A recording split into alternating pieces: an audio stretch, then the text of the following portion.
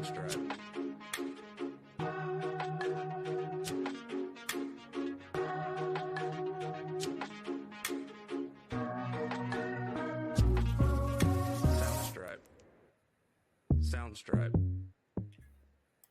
Good evening, ladies and gentlemen, brothers and sisters. Salam, salam. Today we got a different type of show. We're going to talk about the character of a man. And a few things that I ran across that under this topic, it's like a man cannot control or he can't protect what he does not control. So I'm saying that to say this. When I say a man can't protect what he can't control, it don't mean that the woman has to submit to the man, but that man is there as a protector for you. So technically, he has to control you in order to protect you. That's going to be some heavy discussion there, boy. Talking about controlling a woman. That's heavy. All right. This is the Black News Network. I want to welcome you. The real voice of Black USA, broadcasting from a Black perspective. We're coming from the desk of the emissary today with some news for you. There were a few things in the news today, this week, but we're going to talk about. I'm just going to give you one. F-16 crashed in Ukraine. You know, I kind of saw that coming because F-16 pilots usually take about 4 or 5 years to learn that damn aircraft before they even get out on the damn tarmac. They start out in the simulator. So that's one of the I don't understand why they gave them the $1 million planes. It's a $600 million plane, by the way. They gave them that damn plane when they ain't got but 2 or 3 months training. That shit just don't work. So without further ado, I want to introduce my friend and my co-host from Houston, Texas. Welcome, Mr. Claude Foster. How are you doing? I'm doing good, brother. Glad to be with you on BNN 247 today. Look forward to the discussions. You was bringing up about an item you saw in the news. I like to mention that cop that was killed in Dallas. Oh man, that a gunman, man. What was going through his head? I mean, he just said, "I'm tired, man. I'm fixing to fix this." That's what I think. I mean, I got the shirt on says the ballad of the bullet. You think he got to that point? Yeah, he just got fed up, and because he shot this cop was an ex-school teacher, had only been on the job for a year. Shot the cop, shot up his partner, shot up the cops that came, got in his car, driving down Interstate 30 in Dallas. You know how busy that is. Yeah. Was he on that bridge? Did he stop on that bridge? Yeah, stopped on the bridge and just started shooting. They had the shootout right there. Bullets going everywhere. He had an AR-15 type rifle. People were on that bridge too. Yeah. Other people. What was in that black man's mind, man? You know, what's happening here in America, I can just about imagine what our people are thinking. You know, we're getting to the point where, I mean, if you put a badger, I consider us as the badger, in a corner, or if you paint him in there and you try to box him in, what is he gonna do? He's gonna come out kicking ass and taking names. So, so far, since 2001, 46 people have been exonerated from Dallas. So what does that tell you? That it's a corrupt DA system, because ain't no way 46 people got put sentenced to jail and ended up innocent and getting let out of jail. Well, you know, the irony of it was, brother, he posted on Facebook the day he was going to do that. So it wasn't like he just jumped up and did it. Mm-hmm. He thought it was premeditated, at least in his mind. And I'm just saying, what drove? He looks like a normal black guy, a normal black man. We're talking about black men. He looked like a normal black man, and he just that was his. He got fed up, like you said, and when a man gets to that level, ain't nothing else you can do but get out of his way, because he was there. He was at that critical moment in his life where he had nothing else to live for. In other words, he might have had lost his job. He probably didn't have much money. I don't know these things. I'm just giving you some scenarios. He probably had lost his wife, his kids. He had some type of tragic psychological incident to occur to push him to that level. He didn't just go there. There's something psychologically wrong. Something happened. Well, the brother's been talking. I mean, you've seen the threads. The subject of PTSD has come up, Mm-hmm. and some brothers are denying that it exists. Mm-hmm. But I would. I call it post-traumatic slave syndrome, because we have never ever been. It's almost like coming out of the military. You got to find your own damn way. Pretty much, they're gonna give you some basic tools to go out there, but them basic tools are textbook stuff. But when You're right about that. You come in, they orientate you, they recycle your brain and everything. But when you get out, it says you're out.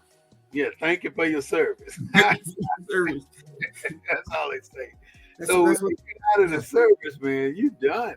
Because I can remember when I got out of the service, and I didn't know any better because I never had to do a resume because I went in at 17 and got out at 38.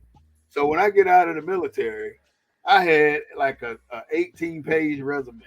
I had every damn thing I had ever done in the military, to include go to the doctor and all that stuff. I just put it. I thought that's what put it all on there. That's a resume. That was who you were. Yeah. But I learned that a resume is only one sheet. You should try to narrow it down to one sheet because most people ain't gonna flip the page. So right. It's a challenge when you come out, and if you ain't got some ingenuity or some self-motivating tactics instilled in your character, you are not gonna get where you need to go right away. It's gonna take you a while to adapt to the civilian way of life, and some people never get it. Some people never get it. You've been in there 20 some years.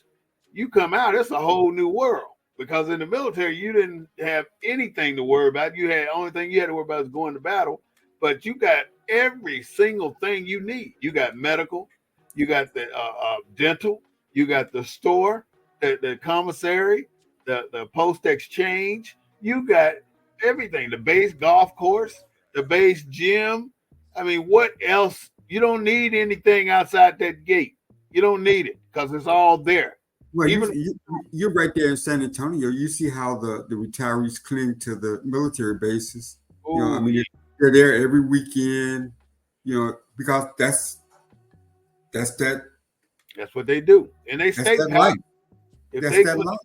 Yeah, if they put something out there saying we're gonna have a parking lot sale on the base, man, you'll see 10,000 soldiers up there, or ex-soldiers up there tearing it up. And just going to the commissary, just going to the BX, just that same routine, even though prices may be cheaper elsewhere. Yeah, but it's that same routine. Yeah, it's just like I was thinking about the Constitution, and it's kind of it's unique in the sense that they said that we were 3/5 of a person. Man. Oh, it said person. It didn't say man. So that meant that they recognized that we were human. A person can't be a place or a thing. Property. A person can't be property. No, but a person can't be property. Mm-hmm. If they said we were 3/5 of a person, how can we be property? How can we be 1/4 property? It contradicts itself. And see, that's a very good point, Claude, because Trump want to change the Constitution. So if he changes the Constitution, that little section right there that you just mentioned, it has to be addressed. But there's no doubt whatsoever what happened to the person, our descendants of slaves, and what happened to the people that were here, the indigenous Black people. So, we're at the bottom tier. You got the white people at the top tier. You got the Asians after the white people. You got the damn Mexicans after the Asian, then it just steps on down. But we got the Turks and the Indians after the Mexicans, and then you got us down here on the bottom of the spectrum, trying to make our way to the top, and we been here the longest. Right. Let me say one thing I forgot to say. We own the rights to what we say, but we do not own the rights to the music. And this is going to be a story from a black point of view. So, all right, Claude, go ahead. No, you were saying. Well, I want to ask a question, and a rhetorical question, and I'm going to answer it at the same time. What does a woman want from a man? Because that's what it's all about. You coming into manhood, you on the prowl. You out there trying to find that soulmate, trying to find that one that will be your soulmate. And along the way, we all make mistakes. We all do. I mean, you got to be a very, very lucky, blessed man to find that woman, to stay with her 40 and 50 years, like my brother. He's been married like 51 years. I said, yeah, damn. Yeah, my brother was married for 40 years. That's a beautiful thing, though, because when you that don't mean that the 40 years were beautiful. I mean, somebody had to, yeah. Mm-hmm. So that was the question: what does a woman want from a man? And I wanted to read a couple of things I found about the character of a man. A man, he lives his character. If manhood is a distinct set of characteristics, traits, the final quality is that he lives them out in action, and he does so conspicuously in the community. What do you think? Is that from is that a biblical reference? I mean, where did you get that quote from? I got that off a web page that did like a 10-year study on manhood. So I couldn't tell you the source, but that made sense to me.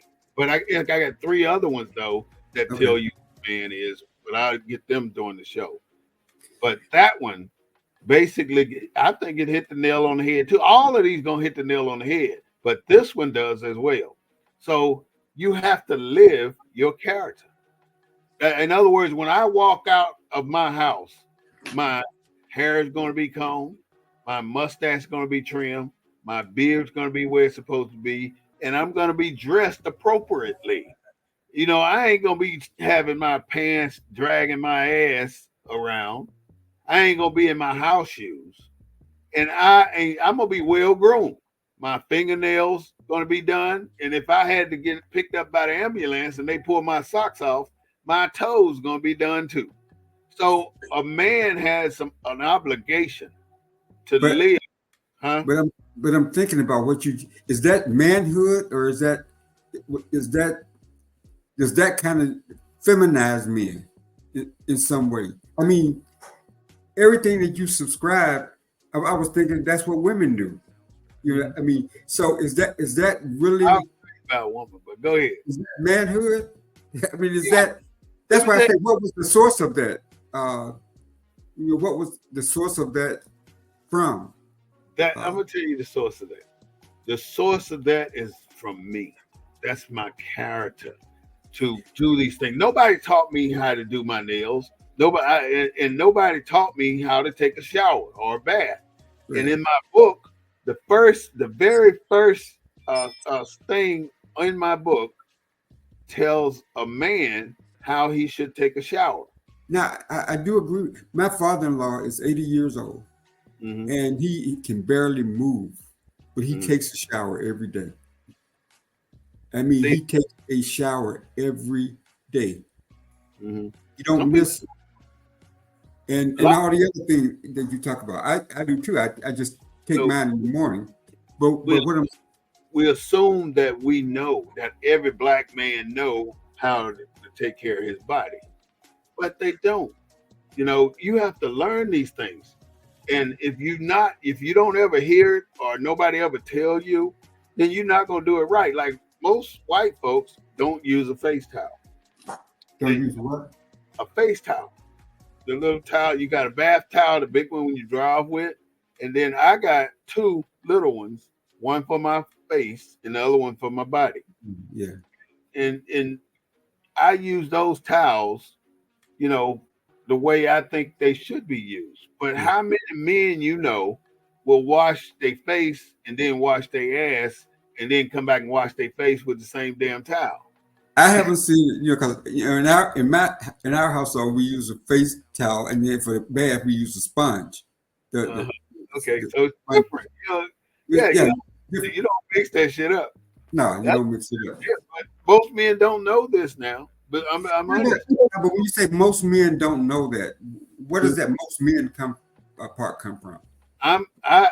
This is what I'm talking about today is my perception of black men and my experience with black men and my observation of black men and my travels to see black men.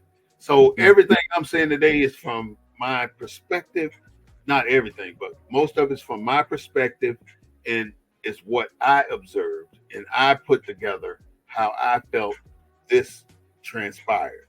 So like I'm saying right now, most men don't know, and that most people don't know how to wipe their ass.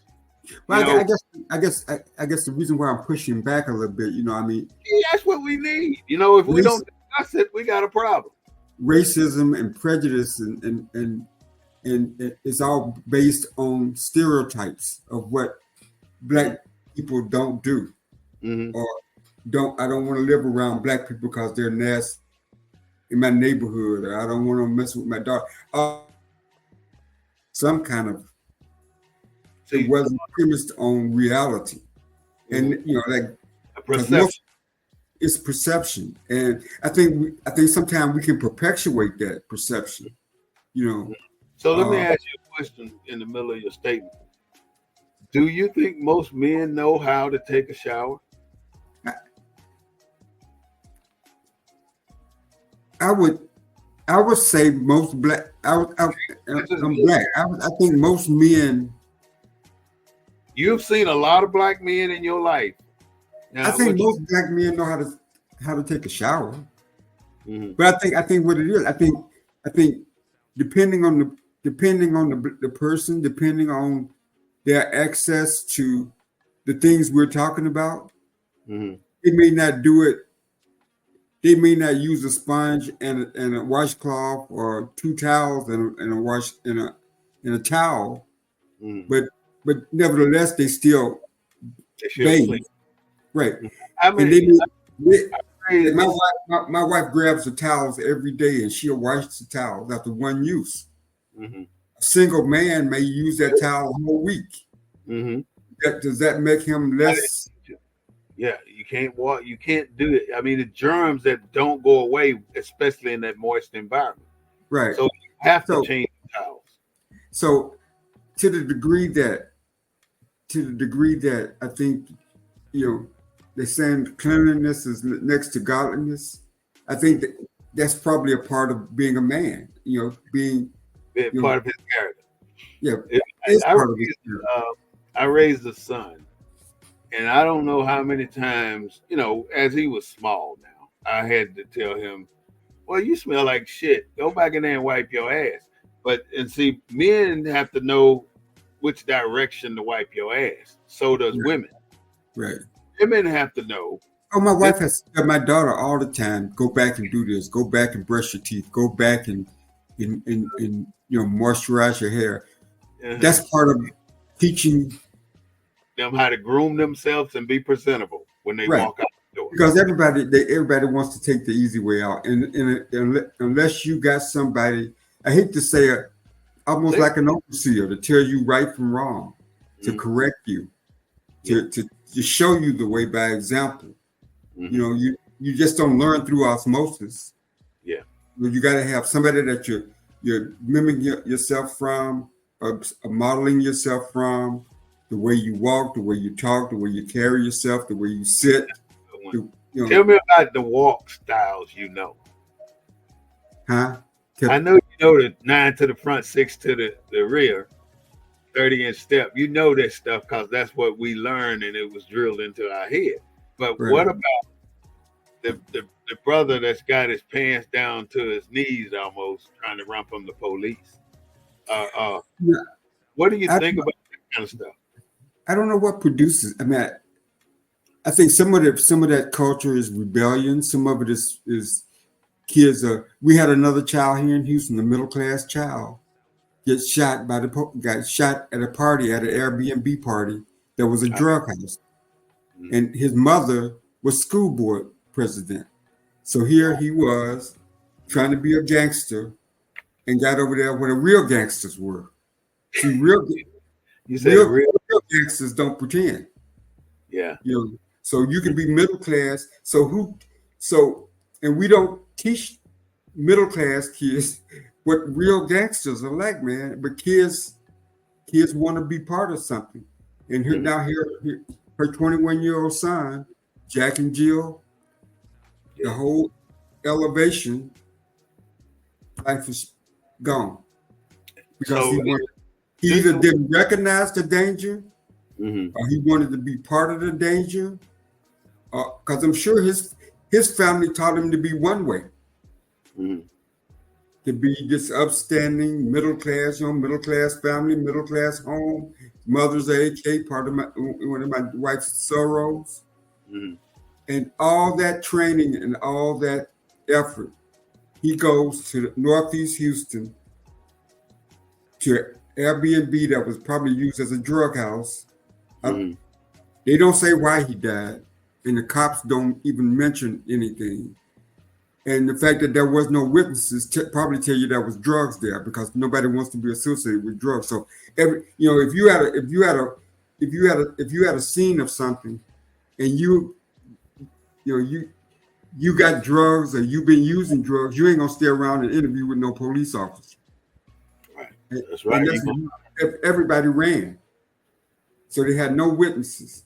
He was shot in the street, and nobody knows who did it, but everybody know, really. Everybody know. But 21 years old. So I mean, so it's a two-way street. Do we teach our kids the Jack and Jill stuff, the middle class stuff, and not teach them about the streets? You got to have both. I just talked to my daughter about that. Streets and book sense. You got to have both when you walk away from your home, because this is what the problem is. Women are raising our boys right now. So to me, this is why you see a whole generation of boys that don't have the character of a man. They've been feminized, like you earlier. And I think in this household, I don't think the man. I think he was raised by his mother. See, there's only man. There's some things only a man can teach to a boy, and if that boy never gets an opportunity to spend a few years with that man, or in some type of man program, that boy will be lost. I took 27 boys under the age of 18 to a 7-day camp, and I've never seen so many boys without the basic survival skills at the age level they were. I had some 15-year-olds that could not function better than the 10-year-olds. I mean, it was just so crazy. Like what kind of survival skills were you? I taught them a lot of them didn't know how to swim, so we went to the pool every day. I taught them how to shoot bow and arrows, taught them how to shoot shotguns, taught them how to make horseshoes. And you got the furnace thing where you make the heat so hot that you can beat the metal into what the condition you want. Taught them how to cook, taught them how to do first aid, taught them how to tie knots. I mean, taught them how to say the national anthem and march. And I mean, I taught them how to kind of show that they're not stupid. You know that this is how you have to look. You put your shirt in when you're walking into public. You present yourself as a professional, and you don't allow nobody to treat you like you're not a professional. If I went to an interview And the man said, well, Mr. Smith, tell me about yourself. Okay, well, yeah, I grew up in the hood, man, and I did drugs, but I don't do them no more, so I ain't gonna bring no drugs up in here. Uh, I made good money though. You know what I'm saying? I ain't saying nobody will go to an interview like that. I'm just giving you an example of Right. the level and the information that we think is appropriate. Because So I want to tell you one more thing. When I went in the army, I effed up. Cause I ain't gonna say I effed up because it was the truth. They asked me if I used drugs, and I told them I smoke a joint every now and then, and that shit is still on my record from 1977, man. yeah, Yeah, I told them. They asked. I ain't gonna lie. yeah, because you was taught not to lie. Yeah, yeah. I put that shit. I wrote it in my handwriting too. He said, "Write it right there," and it's I still got that document. That's how stuff is. You don't know. If you don't know, you don't know. So these boys in a whole generation don't know because the women have been. I love my women, but they have changed the trajectory of men. Right now, men don't have a foothold in the door because all these kids going. All these kids. I mean, I'm so disappointed that these kids coming up after us, maybe 2 generations back, they really don't have what it takes to survive in this world. So they're going to be at home with mom till they 40. I see mothers walking in Walmart with their children, and the boy, 15, 14 years old, got his pants down and his drawers out, and his mama ain't saying shit to him. Where's Well, dad? that may explain some of the teen violence that we see in cities like Chicago and other places. Mm. And I think somebody just got shot in San Francisco, coming out of one of the sports players. A sports player in San Francisco had a speaking engagement at some store. Come out of the store, and some young guy, black guy, shot him. Tried to rob him, I guess. But that may be a cause, and you may be right there. I think that I thought what the show was going to be about. The character of a man. Well, the character of a man, but you had mentioned a lot of things about in politics. Yeah, we gonna get to the politics side. Oh, okay. That's the second half. But this whole discussion about women is a tough discussion. Okay, we'll say that one for later. No, it's good. I mean, it's okay then. I want to continue it, but it's a tough discussion. Because black women have always been strong. Yeah. I mean, I think back. Always hear a strong black woman, right?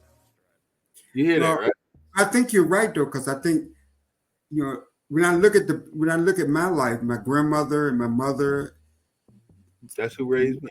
My father wasn't really around. I mean, he had gone off to the military, and so we were left at home. And my mother and her 2 sisters and my grandmother raised us. Had probably more influence on me as a person than men. I think growing up. So I hear everybody talks about how black women are kind of feminizing black men, but I don't think it's black women. I think culture. I think. How can you not think it's black women? I don't think it's black women though. I don't think black women have changed. Our focus is black now, nothing else. That's why we saying. I don't think that black women are any different now than they've always been. Well, let me say this, Claude. If a boy raised from birth is with his mother the whole time, and men in and out in his life, he grows up not to trust men because the men are the ones who hurt his mother, for one. Secondly, every single day, or I'm just exaggerating a little bit, he sees his mother putting on high heels or heels, lipstick, a beautiful dress, and fine as hell. he said, "Damn, she fine. Let me try this on." Then he started going to school, and they dressed them up like a woman. I seen that happen in a school Really? where they dressed the boy up like a woman, and the daddy came in there and almost beat the damn teacher to death. You know, I think it was in here. That's an extreme. But I hear your point, though. I mean, when you look at the impact of the criminal justice system on black male presence, when you look at social policies on black male presence, uh, you know, The how jail. the closest. I mean, the way you get to something is through the. Even look at the character of the black men in prison. They have a code that they have to go by. Now, I don't know, I ain't never been, but my thought is all the people, all the brothers that have been sent to jail and they get in, the first thing they do is affiliate with the rest of the brothers. And Mhm. they know what they can do and what they shouldn't. I ain't Right. gonna say can't do, I'm saying they shouldn't do. So it's a whole different scenario. Everywhere we go, people got certain characteristics, men do. And you can see it based on the area you in. I mean, you can go to on the east side of any town, you can go to the north side, you're gonna see the character of men. Like if you go into a grocery store and some of the men are in there getting groceries, and you're a southern guy, you used to speaking to people. Hey man, how you doing? You see a black person, hey guy, how you doing? Because you've been all over everywhere, and you very rarely see black people. So if you see one, you're gonna say hi. But if you in certain areas, if you say hi, you think you'll see damn motorcycle tire smoke coming out from under their damn feet because they get away so fast. Black men now getting away from black men because they don't want to talk to you because they don't want to be seen associating with another black person. That's the only thing I can think of. But to move this along about character, we have to have certain traits traditionally viewed as masculine. It's got to be masculine. It's got to include strength. It's got to include courage. Courage. It's got to include independence. It's got to include leadership and assertiveness. A man got those qualities. So if another man is in my presence and we just shooting the shit, we're analyzing people. You got your group that you've already analyzed that you hang around. So you know the characteristics of this guy. You know the characteristics of that guy. You know how they're gonna act. You know how this one gonna act. If something happens, you already know. But now you're gonna invite a new guy into your circle, into these guys that you already know.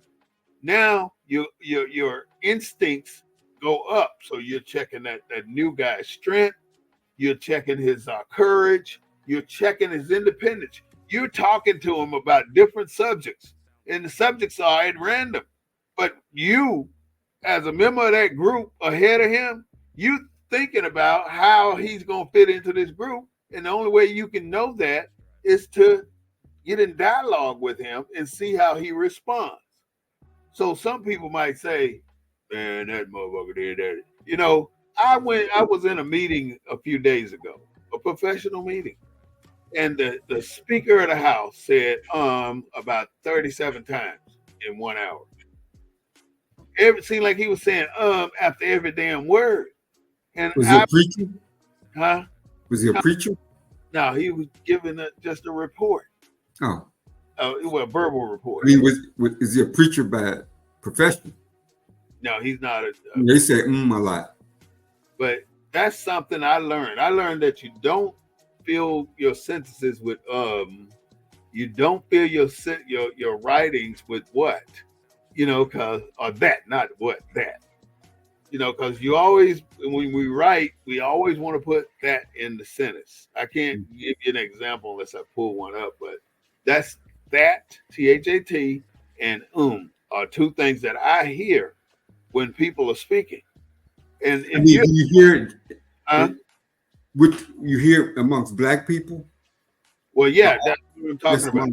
Yeah, black. I ain't saying white folks don't do it now, or Asians can't talk no damn way. They can't speak English, but we can't speak that shit they talk, the Mandarin. So it's a difference when we do it and we say and that you say it because nobody has ever told you that when you're giving a professional lecture, you don't use you can use it 1 or 2 times, but you don't use it 37 times. Right. You don't use it to complete your sentence. Yeah. That's not the default setting. You can't do that. You can't always go back to anytime you miss a word or need a word. So the characteristics of a man is so important to me. And every man got their own set, and no two men got the same set. I might believe in that in Baptists. I'm gonna just use this as an example. I might believe in Baptists.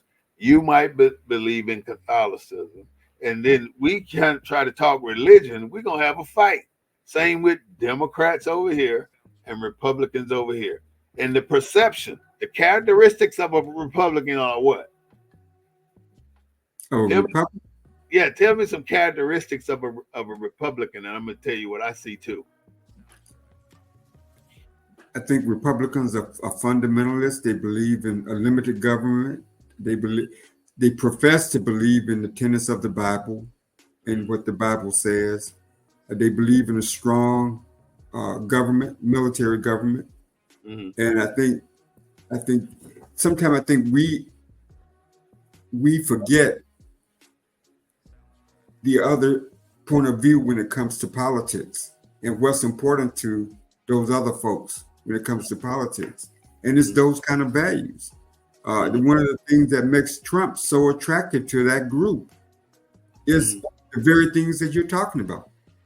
Mm-hmm. So that's what makes him attractive, regardless of his character, regardless of his personal shortcomings. Let's dive into it. Regardless of his personal shortcomings, he supports the values that those people support. Strong military, against abortion, the killing of another human being, because of their religious convictions. Mm-hmm. And I mean, and the list goes on. So as long as he does that, they could care less about his shortcomings as a person. How can you think that you would not? To me, I don't give a damn who you are and how much money you got and how you make decisions. If you got all the things we talked about in that email, then that's just the tip of the iceberg. Name some of the things in that email. I'd have to pull it up, but I can tell you is he got 46 felony convictions for 34 felony convictions. Mm-hmm. He's got charged with Stormy Daniels sending her that money. Mm-hmm. He's the orchestrator of January 6th. We know that. He tried to get the Georgia elections office or governor to find some votes. They're giving me all he needs is 11 votes. Give me 11 votes, man. So he's talked about these people's wives. I mean, he's criticized John McCain. It'd take me a year to tell you everything I'd have seen this man do. But those are just a few of the things that I've seen from this man. And when you see that, you grab him by the privates. 34 counts, January 6th, federal top secret records case, Georgia buying votes case, assault on the poll workers in Georgia, Stormy Daniels, falsifying financial records, Trump Tower in New York president headquarters, Obama's birth case, Central Park, attempted assassination, just to name a few. I'm telling you, all that doesn't matter to the people that support him. That's his character. How can that be his correct character? Because he supports. When last time you've been to a white church, conservative church? Never. Well, I have, but it's values. The values that the Christian rights care about. Abortion is at the top of the list. Mm-hmm. I mean, he could have rode in on a black horse and they still supported. They this whole woke movement with LGBTQ rights and stuff. The woke part, right? The woke part. Okay. All that, they don't care. As long as those federal judges that really are critical, that really have more of an impact sometimes than the Supreme Court judges, because they got to go through the federal judges to get to the Supreme Court. Yeah. That's what they care about, because that is what changes the needle.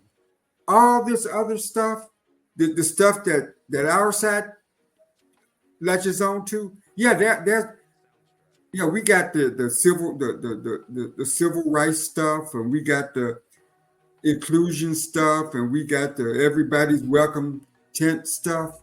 But these people care about the certain issues. And when you got a person like Trump, who they see as a very independent person, because nobody else could carry that. You got to be you got to have your own money. You got to be self-sufficient to be able to carry that kind of agenda. All right, let me tell you this. He can't. He doesn't, man. You and I both have daughters. We've raised our daughters. And let's take the figure out of, take the figure out of Trump and just take his list of characteristics. I get you, but that ain't what. But that's not what you're voting on, brother. I know, you're voting to. No, you're voting to advance the things that you care about. Yeah, that's what you're voting about. And so, look at the man. They had a primary. They had a primary, right? Yeah. There was like 6 or 7 people in the primary, the governor of Florida, right? Mm-hmm. You had different people in the primary. He beat them all. Why did he beat them all? He beat 11 people out when he ran for president. Right. 11 people. They had more that didn't have the personal attributes that you list. They didn't have none of those. He wouldn't stoop that low. No, but what I'm saying is, why are they still supporting Trump over them? Because Trump put them 3 people. No, yeah, they got their reasons. I hear you. I know he's got that support. Let me say this, and then we go to the people. But my focus was to talk about the character of a man. I'm saying, ain't no way I let him come up in my house. I'm taking away who he is, the physical character. But if another person, a young man, maybe in a suit, walk up to my house, but he's got all this baggage he's bringing with him, hell to the no, get the fuck out. So if your son was a basketball player and they won the basketball championship, and he was the president, and they go to the White House, you would not let him go? I wouldn't stop him. He needs that exposure. He needs to see bigger. We're talking about character. We're talking about character. So you would let him go and take a photo out with the president. Absolutely. That don't have no character. Absolutely. Based on what our definition. Ball players. Look at some of the professional ball players. I'd love to get a pair of somebody's sneakers. I don't give a damn who it is. It can be somebody that shot up cars, or Do you think the founders that wrote the Constitution were men of character? Hell no. They were worse than the men in the government now. Those guys were the beginning of the turmoil, the trouble, the deception, the lie. This is the big lie.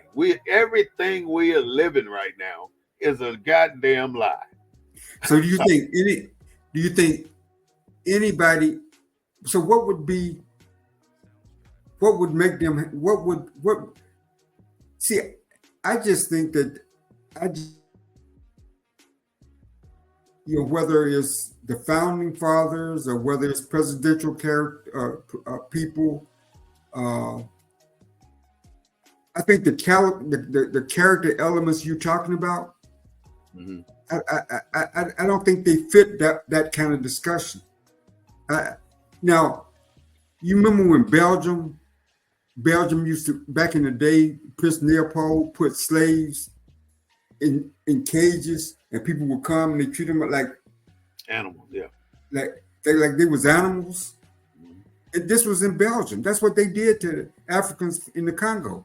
something else happened in Belgium. So The Pope told the officers in Belgium to get rid of the snakes. Now, Belgium was occupied by the pygmies. Belgium killed over 1 million pygmies, black, to get them up out of there because the Pope told them to do it. To get rid of the snakes. They called the pilgrims snakes. And they went in there and they tortured, killed, murdered, raped. They did everything, and they annihilated the entire culture in Belgium.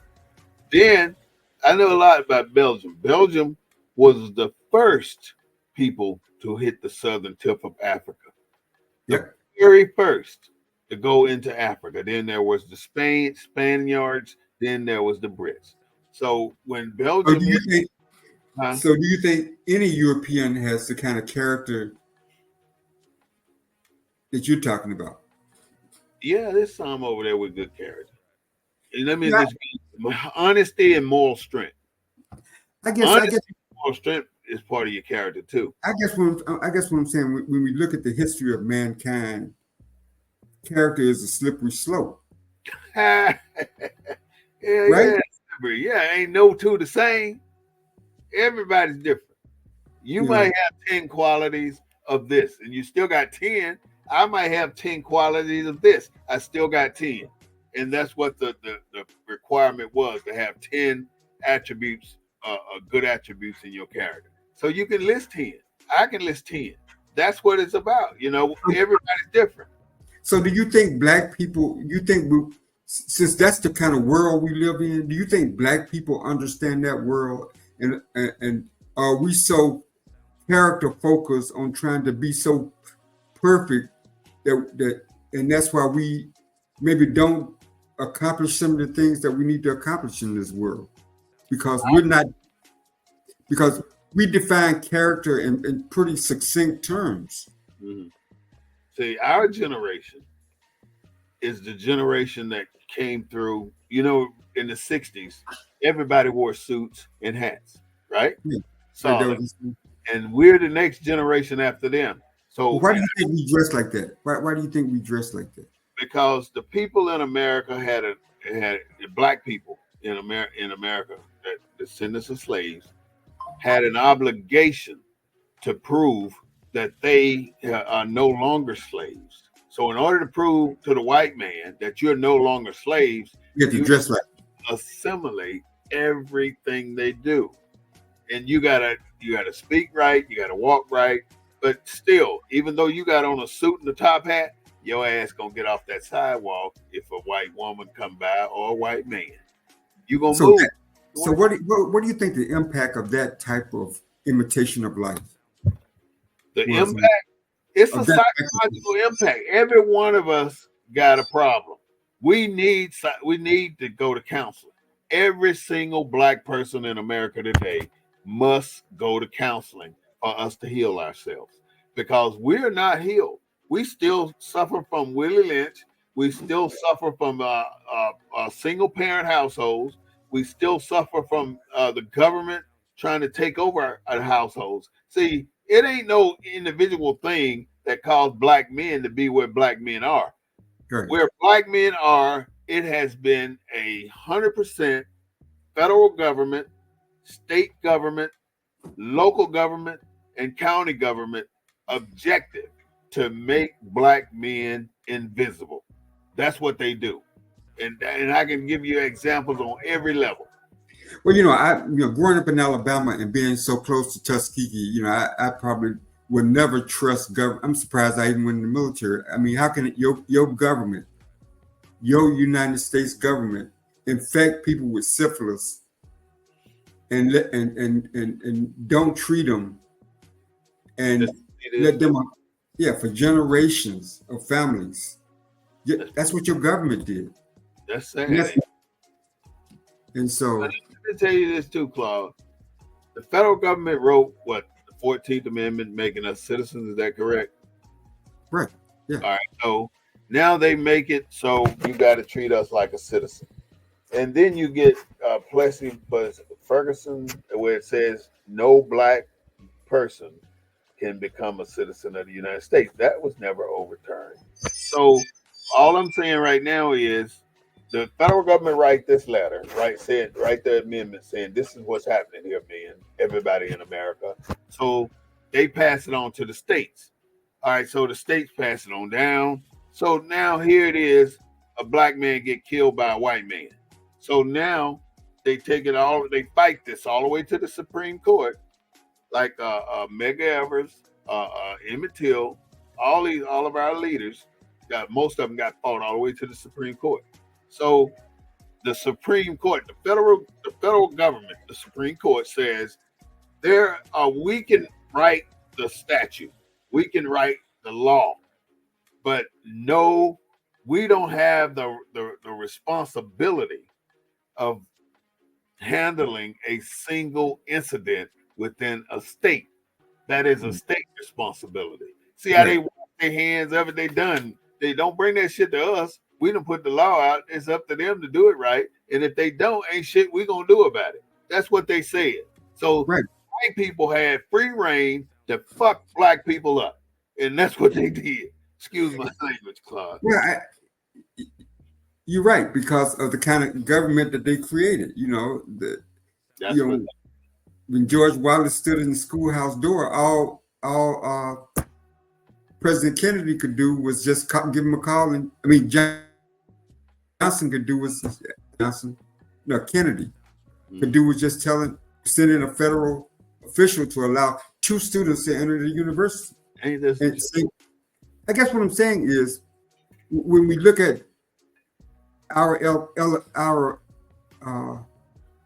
evolution in this country, we've been litigated more than anybody else in this country.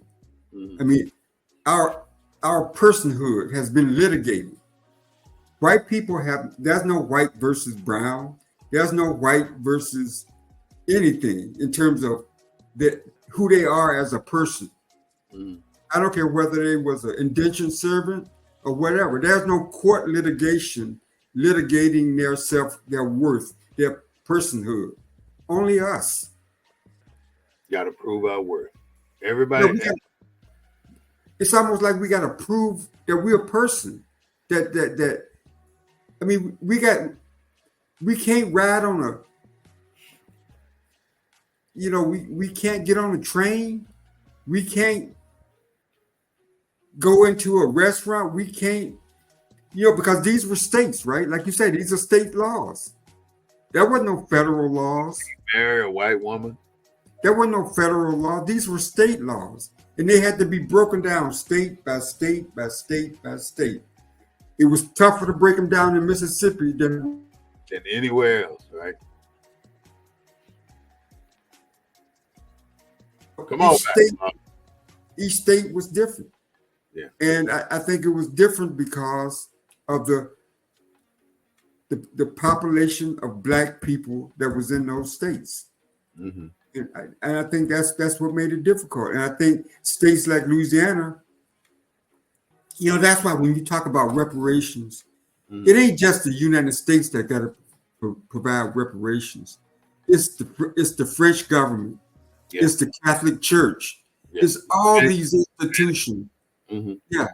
So it ain't like the United States paying. It's all these countries.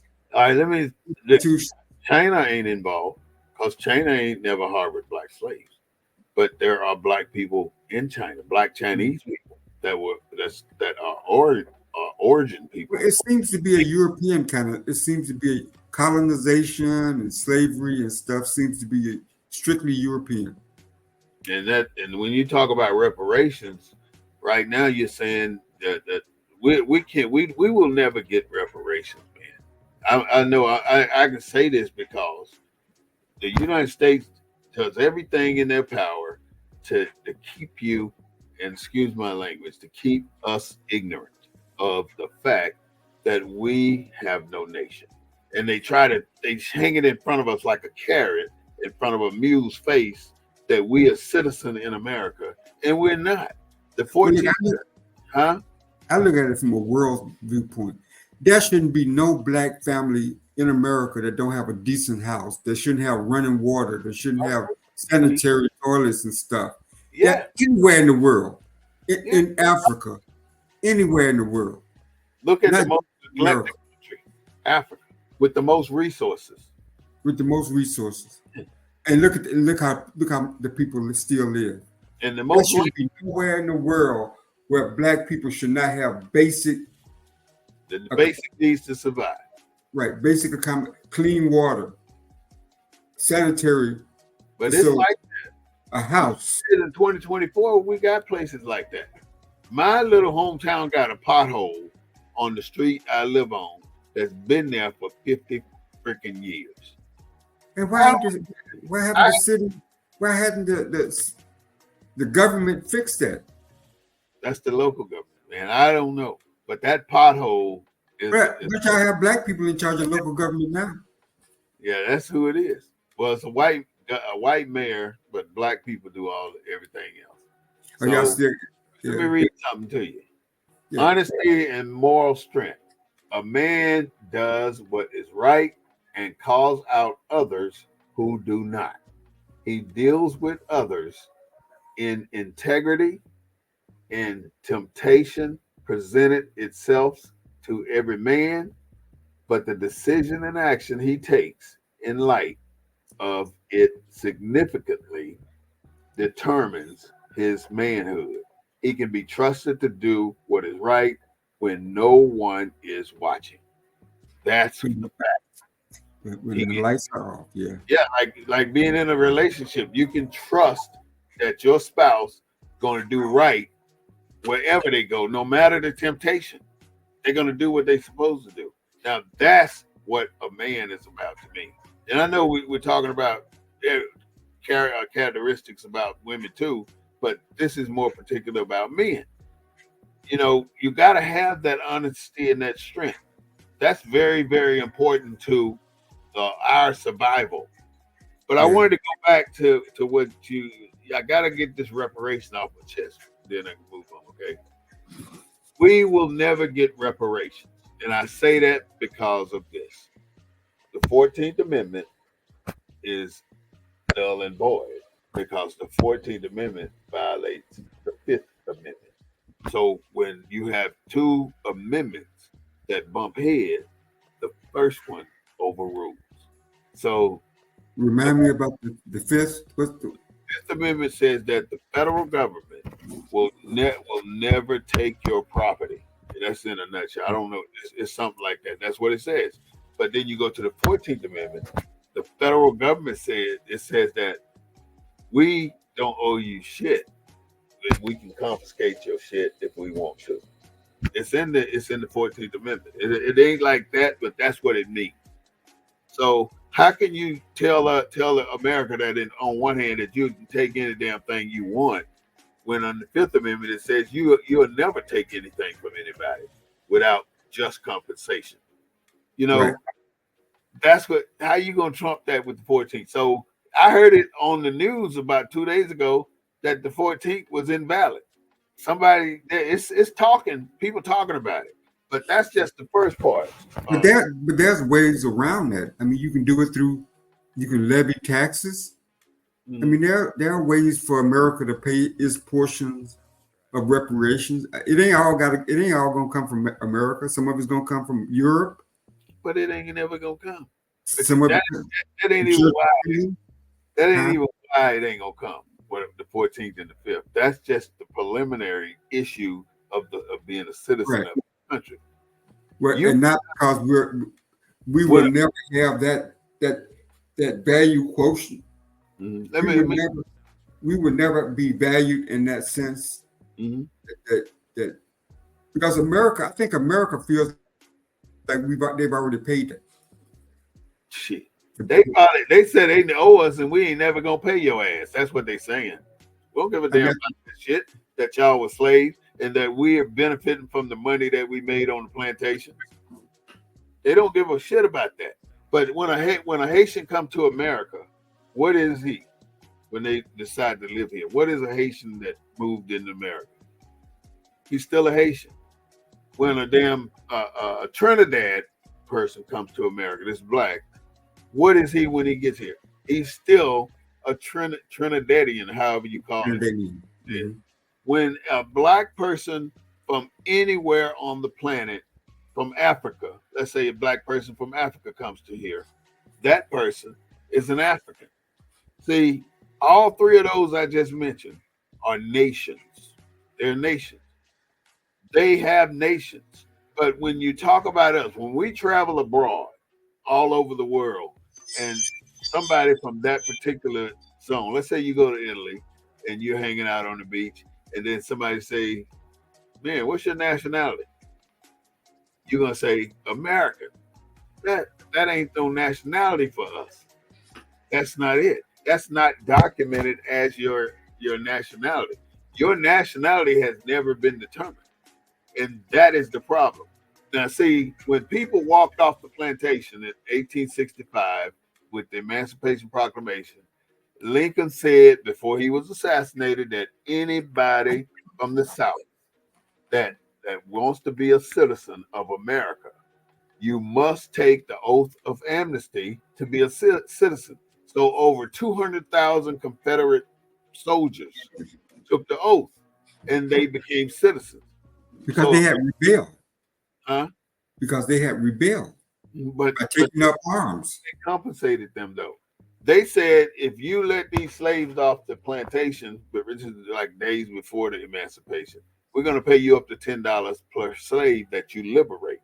So the plantation owners say, okay, shit, y'all get on off this damn plantation. Now here comes the 14th Amendment saying, hey, we ain't paying y'all shit. Only 29 people, 29 plantations requested compensation from the federal government for releasing slaves, and they got paid. But there were hundreds of plantations, hundreds of people, thousands of people who owned slaves. Everybody was in that category where they would get paid for their slaves. But the federal government said, we ain't paying y'all shit. But then how they compensated the South, they put those generals, those major people, they gave them their land back first. This is after Lincoln assassination. They only got like 1,000 black people to get that 40 acres and a mule. And then Lincoln got assassinated. And then Jackson, I think, gave that land. He took a lot of it back from the black people, gave it back to the owners that were owners before the war. And he put the generals in charge of the states. So now, naturally, they got it in their mind that these still our damn niggas. What we gonna do? So now they start to incarcerate the black men. Now they put them in jail so they can be farmed out to the same plantations that they just got released from over some shit like walking after 6 o'clock in the evening and your ass black. You ain't got no pass in your hand. The states can write laws like that. There was another case where it went all the way to the Supreme Court where he tried to, the guy was free and he went to he lived in a free state. Then he went to a slave state and wanted to be free, and they made him a slave again. And then he took it all the way to the Supreme Court, and the Supreme Court said, "Yeah, you can't do it. You ain't no damn citizen here. We don't give a damn about you're gonna be a slave now because you went there." Even though he was a free man, he went to the state. They made him a slave. That's all I'm saying. 12 years a slave. But they didn't, half the time they didn't reverse that stuff. You seen the movie, right? Mm-hmm. 12 years a slave. That's the same thing I'm trying to explain. So we are just in a quagmire where it's only getting worse. And the only way we're going to get out of that quagmire is going to have to take a big ass move. I don't know if you know what an M88 is. That's the biggest tank the Army had during my time. That damn tank was twice, maybe 3 times the size of an M60 tank. And the objective of it was to rescue these things. It had this big, I don't think we're ever going to make that move. I mean, we basically created. We created we mimicked everything from our oppressor. You know, we got our organizations are the white versions of white. Our black organizations are the white versions, or the black versions of white organizations. Let's look at the Masons. The Masons in America. You got black Masons. They call them the Prince Hall Masons. That's all. Then you got African accepted Masons, which are the local Masons. The Prince Hall Masons are the abroad Masons, the traveling Masons. That's why they call them a traveling man. So if they walk up to a Mason, are you a traveling man? You ask them, is he a Prince Hall Mason? So now you got, this is black, the one I just mentioned. My dad was, they call him 3-letter and 4-letter. Prince Hall, 3-letter.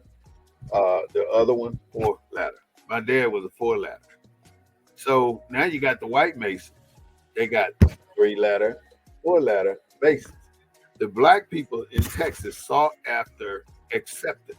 So year after year, the Grand Lodges would write to the white Grand Lodges asking them to please recognize us as Masons. But in the reality, the black Masons are the only legitimate Masons in this country, because when Christophorus Atticus went into that church, he went in there to grab the Masonic charter. That's why he ran in there. He got it. That's why when you see the Masonic charter for Prince Hall, it's burnt around the edges. So that charter was issued by the Grand Lodge of England. And the Grand Lodge of England also issued a charter to George Washington. The one for George Washington was revoked when the Civil War started because of the war.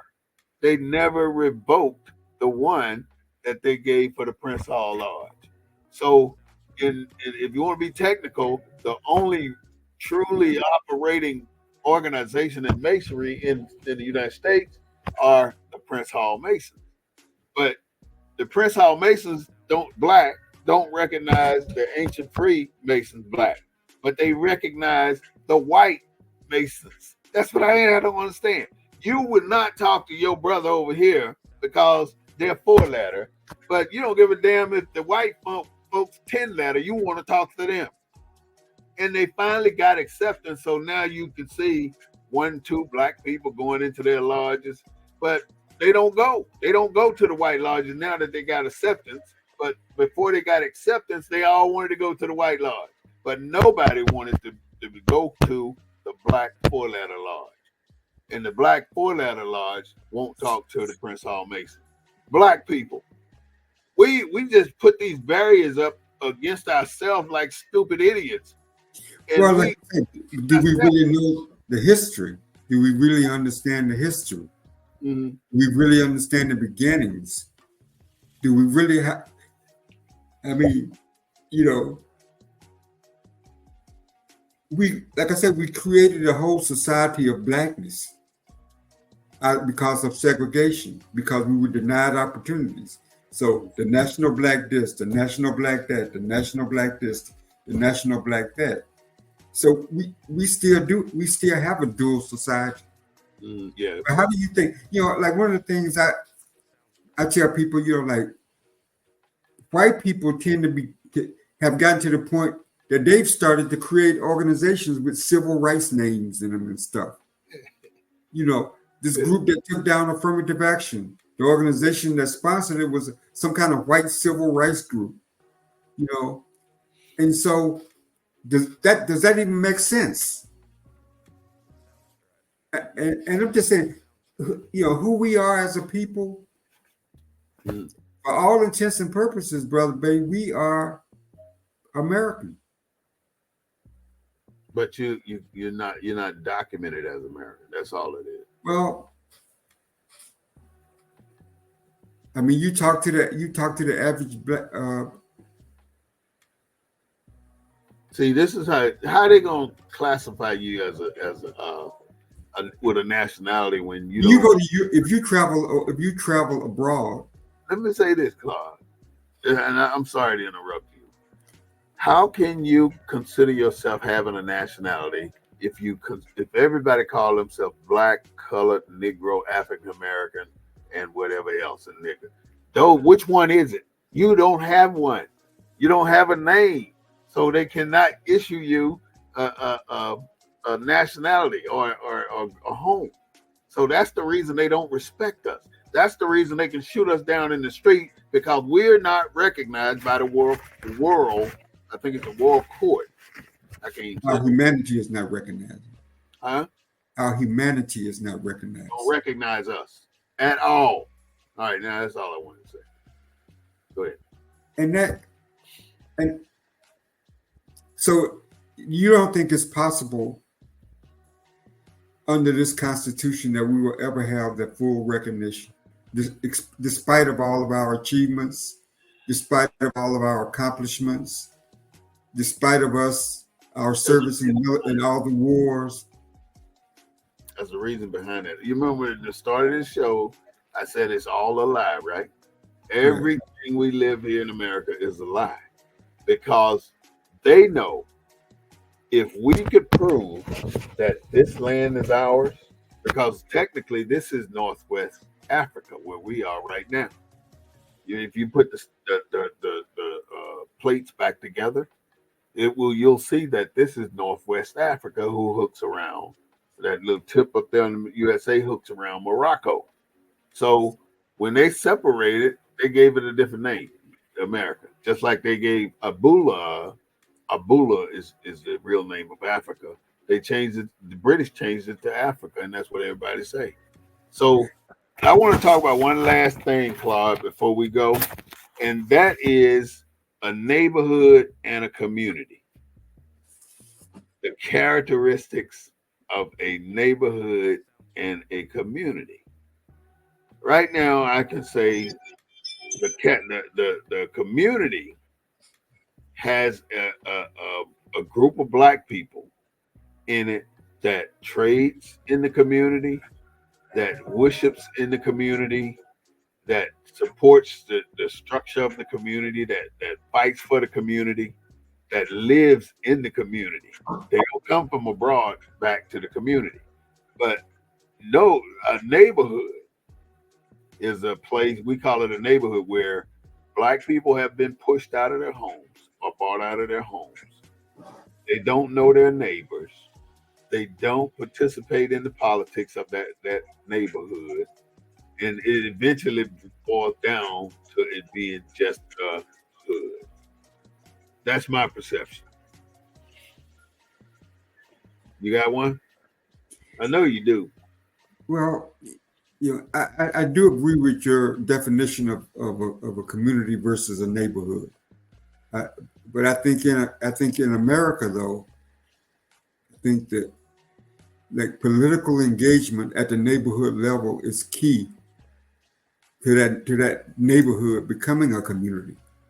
I don't think a community is a neighborhood, but I think political involvement is a key for that neighborhood to become a community. And I don't think that we see the connection between community, neighborhood, and politics. I think that we have certain expectations of community and of a neighborhood. Because in Houston here, they got super neighborhood councils. Mm-hmm. And the super neighborhood was started by Lee Brown. And it comprises all the 86 neighborhoods in Houston. Mm-hmm. And they got an alliance that white and black doesn't matter. Doesn't matter. White, black, it doesn't matter. Now, yes, some of the super neighborhoods is what they call them, are all black. Some of them are a majority white. But they created this alliance to deal with neighborhood issues. Mm-hmm. But I would agree with you. I think in order to be a real neighborhood in a country that was founded on politics, mm-hmm. that you can't leave politics out of any discussion we've had on this show as it relates to any and everything that we're talking about. Right. Whether it's character, whether it's neighborhoods, whether it's community, a country whose foundational founding was political, and for us to not be an integral part of it, I think we're never going to achieve that equality that we have been thriving for about the last 400 years. They don't want us to know. After I say this, I want to get you to say your closing remarks. They don't want us to know that this is Northwest Africa and this land belongs to us already. So in order for them to make us not know that this is our land, they pushing the lie that 6 million people came over on ships to be slaves. That's a goddamn lie. All the black, Abraham Lincoln said, west of the Appalachian Mountains, there are over 10 million dark-skinned people. That's written in some of his memoirs. And when we go that way, we're going to either go, because they said he was concerned about people traveling through that area or moving in that area. Are we going to have to pay to cross that area, or are we going to have to fight to cross that area? Because he didn't care which one, but he just wanted to know. So he sent out all these expeditions to find out, but he died before they got back. So all these black people were already here. They were here. And so 6 million black folks were not brought here on the. Hell no. You've been to Baltimore, I'm sure. Right. You've seen the boats in the harbor, right? The old slave boats. They got a slave boat over there. Did you go down in the basement, in the bottom of that boat? I did. I doubt if you can get more than 50 people. You got to bend over because you can't stand up straight in there. So you can only bend over, and you're not going to get more than about, I'd say 50 people. You might get 75 as you squeeze them. But the boats are too damn small. It takes 30 days. It took 30 days for that boat to leave America and go to Africa. It takes 30 days to get enough slaves to load on that boat. Take another 30 days to bring that boat back. So every 90 days, you got one shipload of Africans. And you can do that you can do 500 months and time 50. That every month or every 3 months, they brought 30 to 50 slaves back to America. All the slaves didn't come from Africa. I mean, we know that most of them came from the islands, what's now Puerto Rico and those islands. In your state, there's a family. They burned. They were the last ones. I don't know how this got killed it. That they burned, the slave ship that they burned. Mm-hmm. You know about that family? Well, yeah, it's a prominent white family in Mobile, and they had a slave ship, and slavery had ended, but they were still importing slaves. Yeah. And so they sunk the ship, and the captain was named Captain Foster. So it was a bunch of investors. I think it was about 10 of them. They split up the slaves. Foster took his slaves upriver to Dallas County, where I'm from. In fact, the oldest slave recorded from that ship just recently died about a dozen years ago, like 2000. It was in the 2000s. How old was this slave? This joke had to be old. He was old. Almost 2 years old. What? And she was a descendant of that. Like 106, 108, something like that. 100, maybe 115.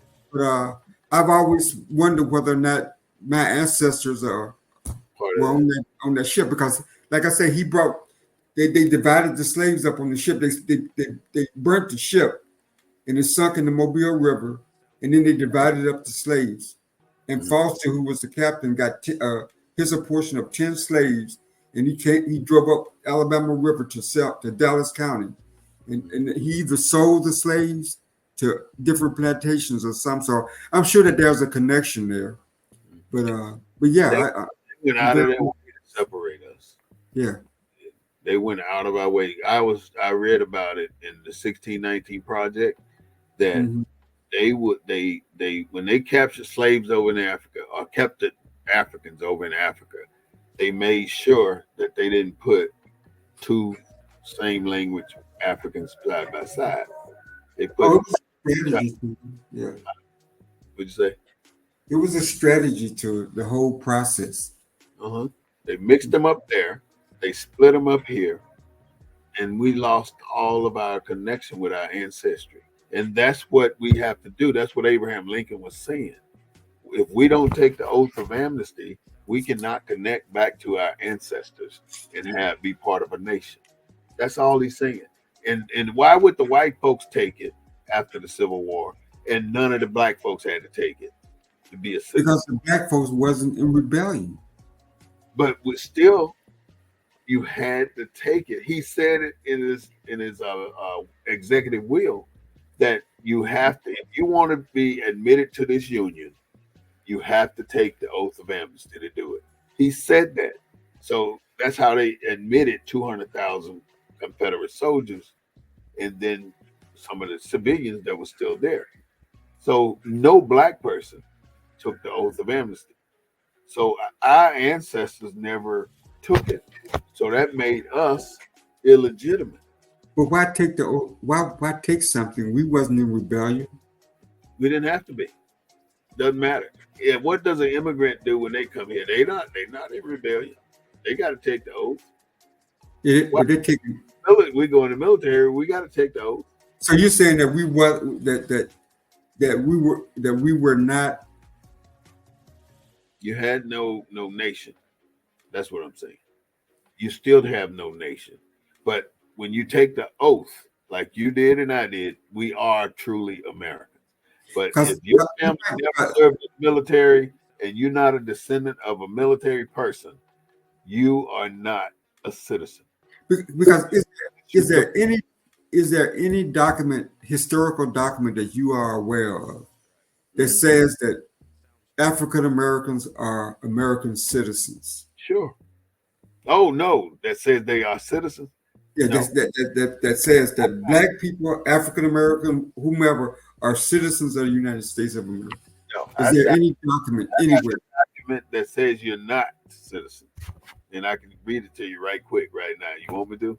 Because the Constitution says, I mean, the slaves were freed, right? Is slave a name? Is slave a nationality? No. They gave us another name. I didn't include that one, but add slave to that list of names. They as long as we're not identified, we don't have anything. But when you get a Chinese to come over here, they from China. It's so obvious. When you get a Venezuelan to come here, they're Venezuelan. It's obvious. But we're African. No, you don't. You don't have anything to do with Africa now. You know what Libya is, right? Libya was America's attempt to get rid of the legacy black people in America. And they sent thousands of black people to Libya, but they couldn't get them all. That's what they were trying to do, is get all the people that know about this land out of the country. So we'll pay your way over and set you up. They did that for thousands of people. This America did because of the land. Think about it now. How do they just all of a sudden own all this shit? How did they get all that land from the Appalachian Mountains all the way over to the Grand Canyon? How did they get that? They stole it. They took it. I mean, they bought it from countries that had claim to it, like France. The countries that had claim to it didn't have claim to it. What they did was brought Indians. They captured 2 Indians that don't know who the fuck they are. They brought them to Washington and they had them sign a treaty or put an X or whatever, put a mark on a treaty. And the treaty said all this land belonged to us. They bullshitted them and took their land. That's what they did. And now you can't fight it because they wrote the law that a treaty trumps your word. And it says that we own this shit. So you can't do shit about it. That's why I say everything we're living right now is a lie. You know, we can survive underneath the umbrella of America, but we're null and void. Let's say you had martial law right now, right? You would have to get locked down. We don't get locked down because we are Moroccan citizens as well as Americans. So because of that, you can't lock us down. We can lock you down though because you are just a person in America that doesn't have a nationality. They make people coming through the gate now become a citizen, but they never forced us to be citizens. They never gave us the opportunity to be citizens. If we wanted to be citizens, we had to do it on our own. And that's easy to do, but nobody really focuses on it because they give you privileges. See, black people that didn't take the oath got privileges. Black people that took the oath and claimed the nation, they got rights. Black people ain't got no damn rights. African Americans ain't got no rights. Former slaves ain't got no damn rights. Colored people ain't got no rights. That's the issue. Anybody without a nation do not have rights. That's what it's about. And they make it a point to keep us separate because they don't want us to form communities because communities are strong as fuck. And they can change what these damn people have done to us. Chinese got their big ass community. The Indians got their big ass community. Everybody, they got their damn community except for us. There ain't no one community in America. Not one. Not one. You got all the hoods, but you got not one community. America has been the most successful denial of rights in the world. No other country have denied the rights like America has. And then they got the audacity to talk about Israel. Israel need to stop. But next day, your shipload of goddamn bombs are going over there from America. How the fuck you gonna be an oxymoron or saying yes but doing no? Incongruent shit. You're doing bullshit. You're gonna say, you know, to the people in America, oh, what Israel is doing to Lebanon is definitely wrong. They're gonna have to stop that war. But Brother Bey, all I'll say to that is, if you have no, and this is your point every week on the show, and I really appreciate it, and I hope our listeners will be in 247 or when they go in and look at it through the YouTube, kind of understand where we're coming from, and the conversation is different because nobody really has this kind of conversation. I listen to a lot of different podcasts, and this is the only one that really talks about issues in this way. And and that's back to what I was saying about black skin, white mask. And that is, as a black person, who are we?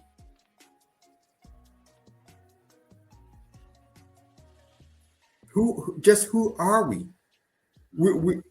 It seems like the closer we mimic whiteness and we become white. But see, that's America.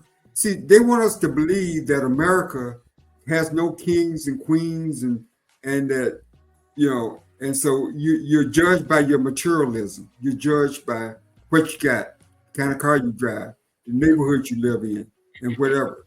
That determines that you're an American.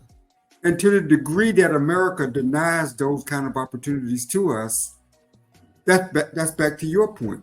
Are we truly American? Because if we were, we would have the same opportunities to achieve those same American ideals as the white people that pronounce them. You understand what I'm saying? Yeah. We have no kings and queens. America, to be American is based on your freedoms, your wealth creation, the very same things that are denied to us as a people that we've had to fight for and that we still have to fight for today. So I think that kind of answers your question about. I want to comment on what you just said. I mean, it's going to complement what you just said. Black people in America, our people, the ones that are not citizens, what they do now, they marry white folks. The purpose of them marrying white folks is to assimilate into the white culture.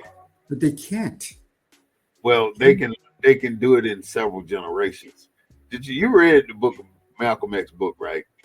The book talks about Mr. Yakub. Mr. Yakub, 1,000 years ago, did experiments on dark skinned Africans. And he said he had women that he would get her pregnant, and what the objective was to keep the light skinned baby and kill the dark skinned baby. This was Mr. Yakub did, the scientist. They call him the big head scientist. You probably seen a picture of a big head black man with the little pointed hair in the front. That was Mr. Yakub. So Mr. Yakub did this for 100 years. Took the dark skin, killed the dark skin, kept the light skin, and created the white man. That's how he did it. Or created the albino, whatever, one or the other. But he created a person with no melanin, and no black pigments by killing off black babies. The dark, not necessarily black, the darker skinned baby that was born, that's the baby gonna die. That's how he did it. I guess all of his offsprings are in America then, huh?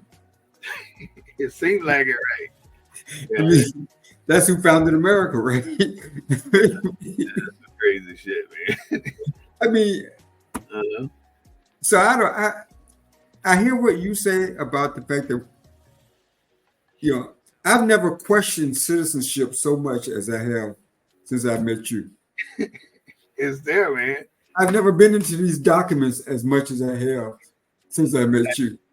Yeah, I mean, because when you actually read them, it validates everything you say. Yep. It validates. I just noticed today that how can you be 3/5 of a person? Mm-hmm. You can't. It's impossible. Without removing some anatomical part of it.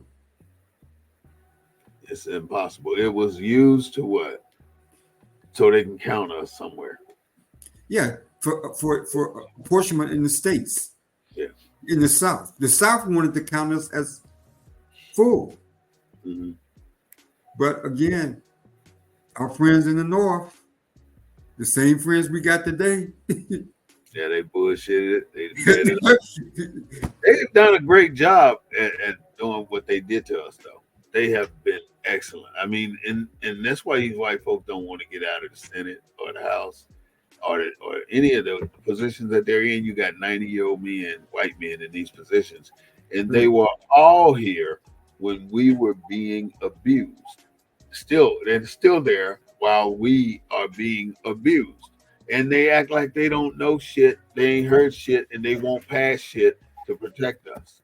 No, they don't pass a damn thing for black people under no circumstances. Even though we're the most persecuted, we're the most killed by the police by percentage, because more white folk killed by the police than black. Well, I read to you what they said about the 14th Amendment. They couldn't say it was black people for black people. They didn't use that. They didn't. Then, because it would have been political suicide. These were our friends in the North. These were our friends that wrote the Constitution, the 14th Amendment. The Southerners didn't write the 14th Amendment. No.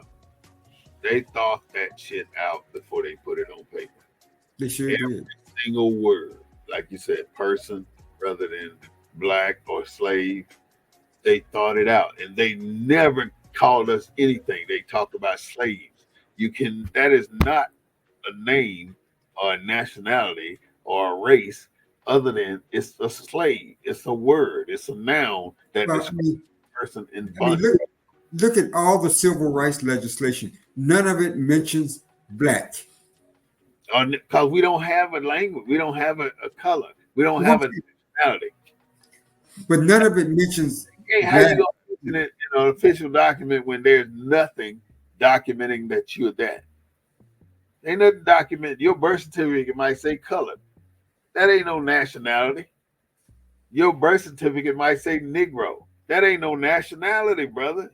That's just a damn noun.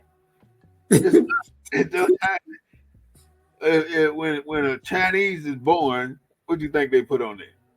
Chinese. Different.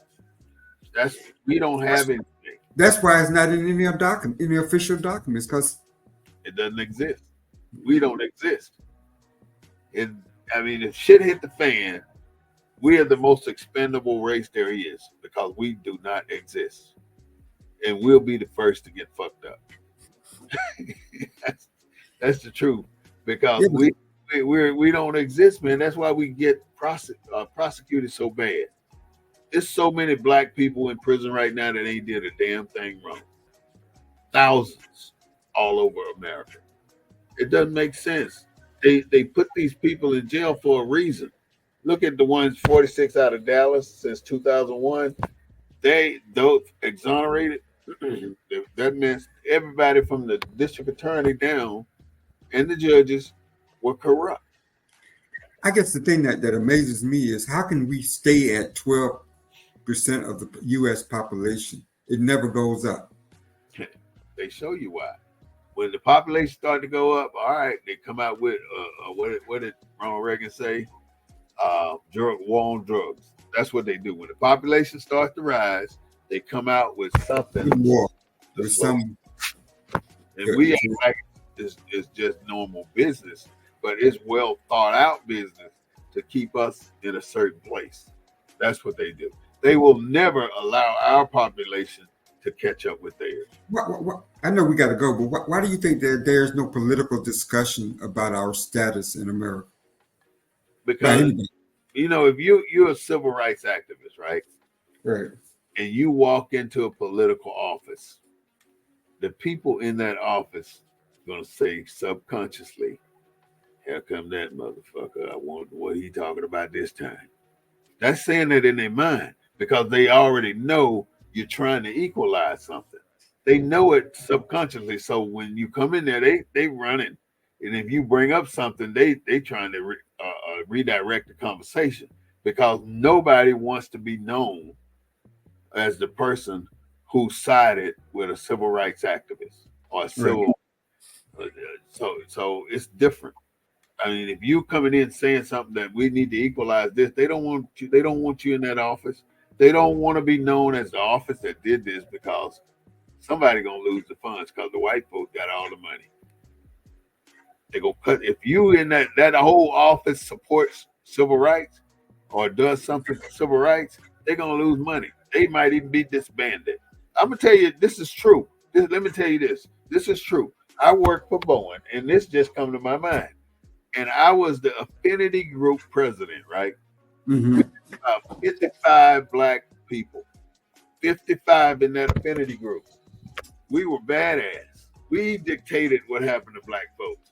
We dictated how our raises were gonna happen. Them motherfuckers sent me to Long Beach for 2 weeks. As the president, I had to go get some training. So I went to what do they call it, EEOC training, and got the training. Came back with a certificate. 1 week after I got back, they called everybody at Boeing into the conference room or the hangar. That's what they call it. And they said, everybody that worked for logistics, I need you to go to room C3 or whatever the room was. So all of us get up, go over to room C3. On the way into room C3, there's somebody at the door handing us fucking applications. Now, most of the black people were in logistics. They handed us fucking applications to work for this subcontractor. Mm-hmm. What the fuck is it? Then, I took it when I walked through the door. Then I sit down and I looked at it. What the fuck is this?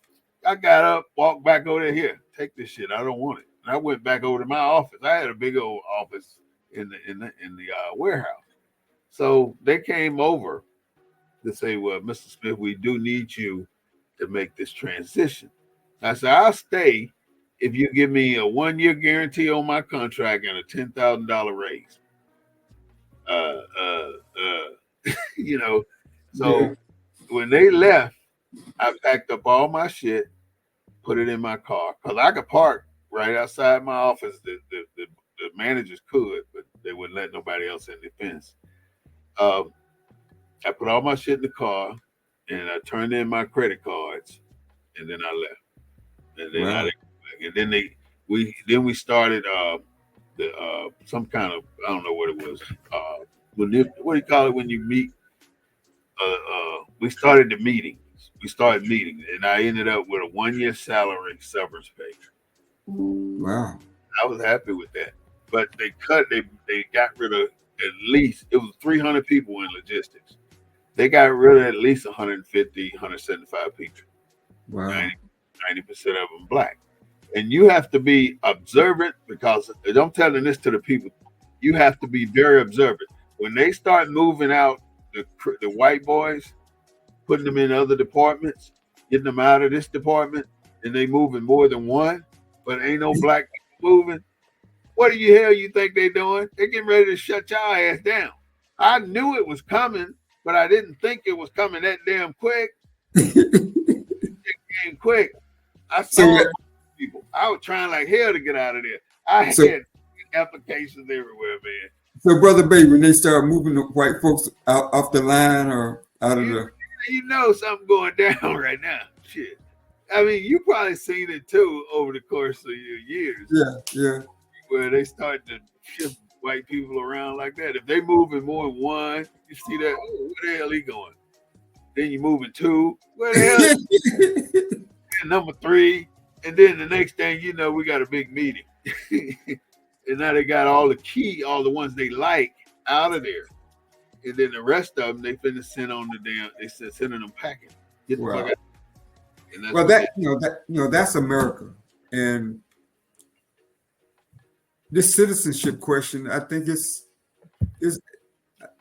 we need to pursue this on another show. This citizenship question, and maybe bring in somebody that can shed more light on it. But this been an interesting. A real politician that can come on and talk about it. I doubt if we can find a politician that know anything about it. I think we need to bring somebody like I can look around, see if I can find somebody that's a politician. Yeah, I know plenty of politicians, but Silas, what's his name? Mario Silas. Mario Silas is the author of a couple of books. Yeah, I met him. Yeah. This is one of his books. What's the name of it? The Long Struggle for Justice. Oh, okay. The Legacy of Racism. Is he black or Hispanic? If you call him Hispanic, you're gonna have to fight. He looks, but he's black. I seen him go off on people, man. Really? Calling them Mexican or some shit like that. He looks. Mario is not. I met him. I met him when I was up in San Antonio. I was just. Trip, though. I had lunch with him about 7-8 months ago. He's a really nice guy, though. But really, how many black people? How many groups of black people that you know actually get into the Constitution? Actually study it. As Black Americans, we just kind of take our status in this country for granted. Yeah, you're right. We didn't delve into it even when I was in school. So you swept over it because they don't want to know. Well, we talked about it was a great document and how great it was, but we didn't single out black people. Right. All men are created equal. That was we were still slaves when they said that. Right. Yeah, it was like they said it in 4 different documents. Yeah. The Declaration of Independence, they said it, all men are created equal. The Constitution, they said all men are created equal, and I can't remember the other 2 right now. And so that's what I mean, and they taught that to us during segregation. Yeah. Talk about a contradiction in real life. Yeah, they say this, but this is what it really is. Now our black teachers taught it a little bit differently. My history teacher, guess what his name was? What? Frederick Douglass Reese. He was one of the teachers. I mean, he led the teacher movement when the teachers marched for the right to vote. He was the leader of that group. Frederick Douglass Reese. He just died here recently. So we had some teachers, and they all graduated from black schools, like Selma University, Alabama State. So these were black teachers, educated black folks, and so, but yeah, I think we need to pursue a discussion and maybe bring in some other folks to talk about I got the perfect. our status. Because I'm questioning my citizenship now. I got the perfect person to come on. I'm gonna call him today. I'm telling you, the next week we're gonna talk about citizenship, and I'm gonna bring in the best person in the country to talk about citizenship. I know him. I like to hear that. I like to hear from him because you got me questioning it. Write this name down if you can. His name is the National Grand Sheik, Joe Bratton Bey. Oh, okay. You put that in, you'll find him, and you can do a little research on him. Joe Braxton Bey? Bratton, Bratton. Bratton. Mm-hmm. Bey. Yeah. And he is the National Grand Sheik of the temple. Because, like you said, Negro, colored, black, all these are just adjectives. That's it. They're not us. You can't classify us as that. And people love to call you Negro or boy or something But we do say we have African ancestry. Yeah, we do. Everybody on the planet got an African ancestry. But that's a continent. Yeah, but that's the origin of man. So everybody got African ancestry. But we're the only ones trying to say we're connected to we're Africans. We're not. We ain't got no damn name. We ain't got no title. So you can't stand here and preach to nobody saying you're Black American or you're an African American or something. You can't. How the fuck you gonna be that? You can't. That ain't real. That's fictitious.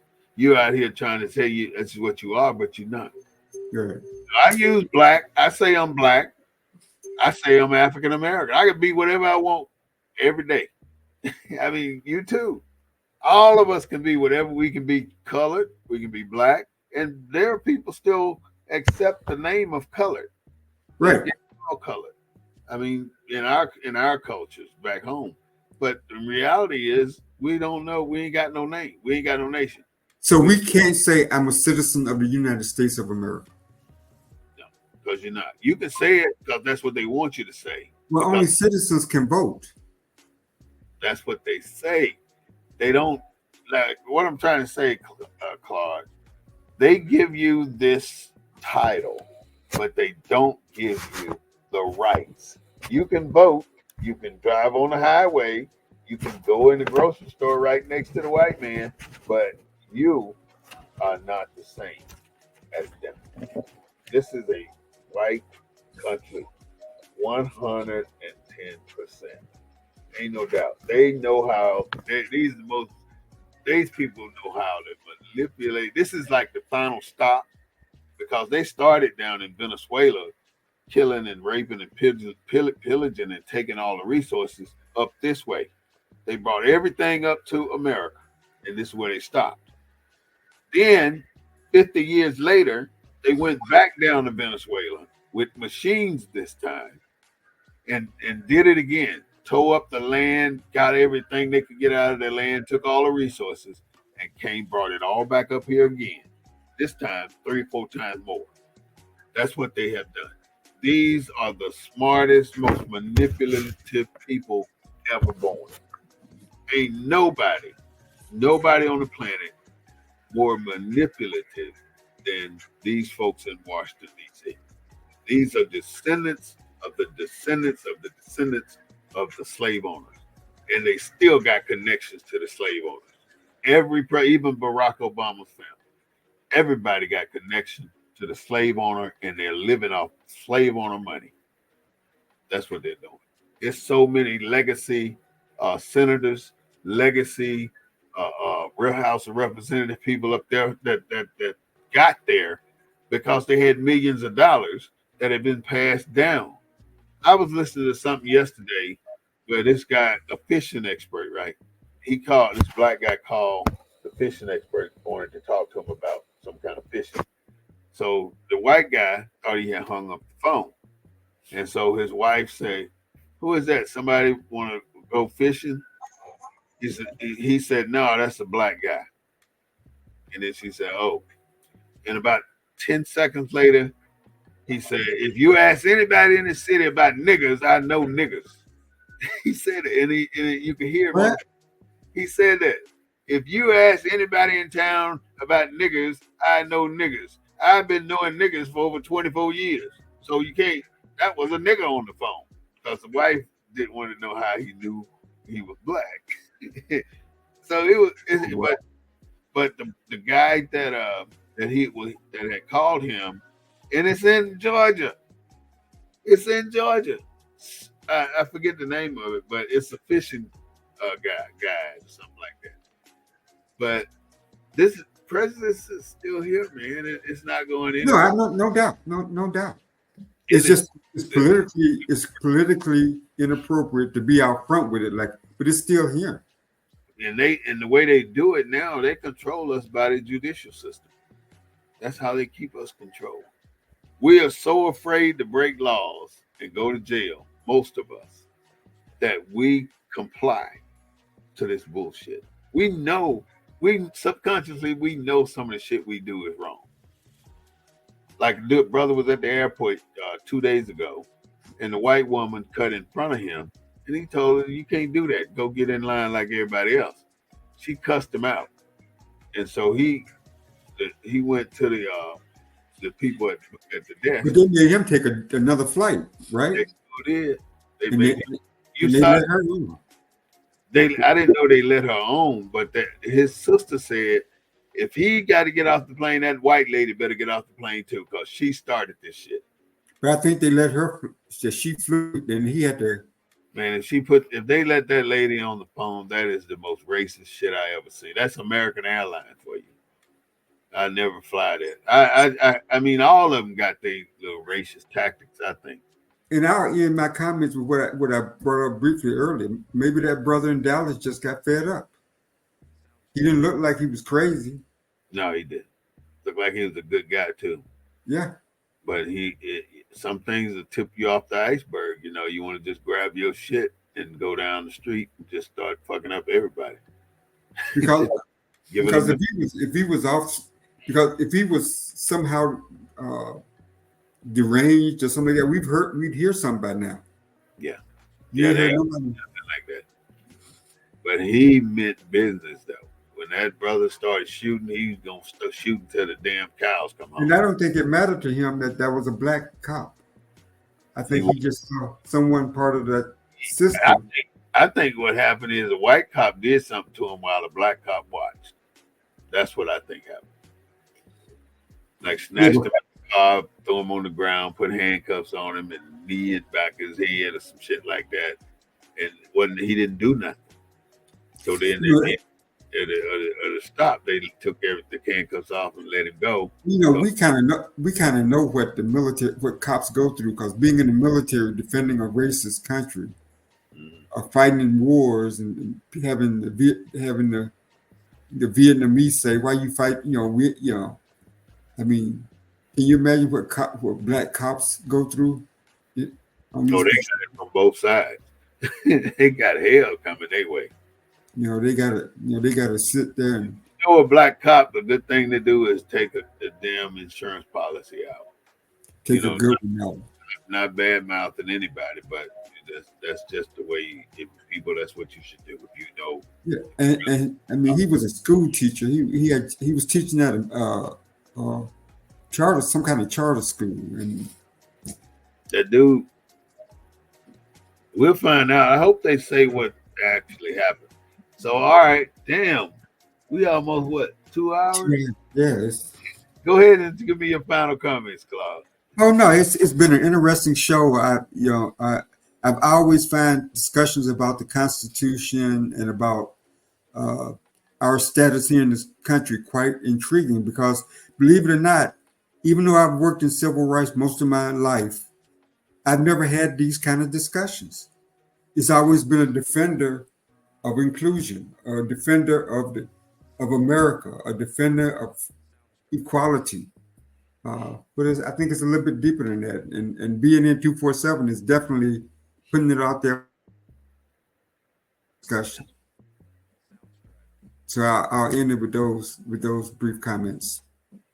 All right, brothers and sisters, you just heard Mr. Claude Foster deliver his closing statements for the day. And I want to thank him for being a member of BNN 247 and helping us move this discussion forward. Next week, we're going to go deep into the Constitution. I'm telling you, this is going to be a good one. Yeah, I hope he ain't busy. If he is, I'm going to ask him to recommend somebody. Yeah, let's go get it. All right, so that's what we're going to be on next week. But Claude, thank you so much, my brother. I'm going to go ahead and close, and I'm going to pull you out. But I want to thank you for being in here. Let's see here. All right, ladies and gentlemen, it has been a beautiful day today. We've almost had a 2-hour discussion, and I'm just telling you, it is so much stuff going on in America that we need to know. I want to say one last thing about being the character of a man. And it says, provide, we are providers and we're protectors. A man has learned how and is willing to provide and care for a particular woman and their common children. He doesn't skip out on this duty. Even if he never marries, he's the kind of person who could do this and in fact provides for others in various ways.